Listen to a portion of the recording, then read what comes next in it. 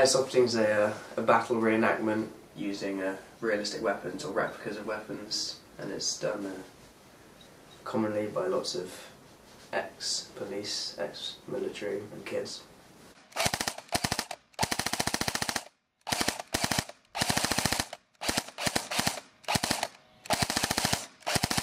I think, from my point of view, is that the safety aspects that are you're taught at the beginning of every day's shooting, the safety glasses you have to wear, full face protection for younger players, actually bring on a more safety aspect towards it and more respect for weapons as a whole than if you were just to come across weapons for the first time without knowing anything about the safety aspects. 3, 2, 3, go!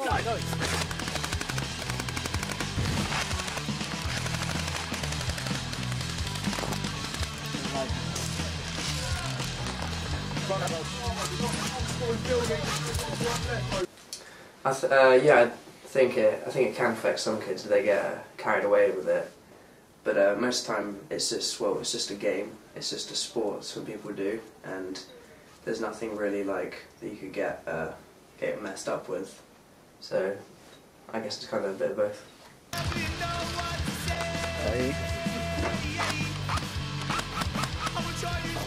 I don't think either sets of those kids who are the real worry to society come through paintballing centres or airsoft centres.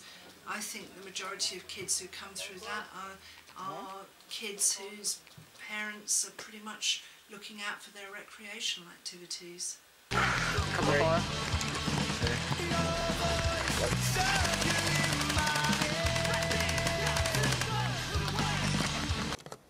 I think it's good that they make the guns realistic, because otherwise you can't really call it a battle reenactment if you're just using weird shaped guns. It's got to be, the more realistic it is, the more fun it is and the more enjoyment you'll get out of it.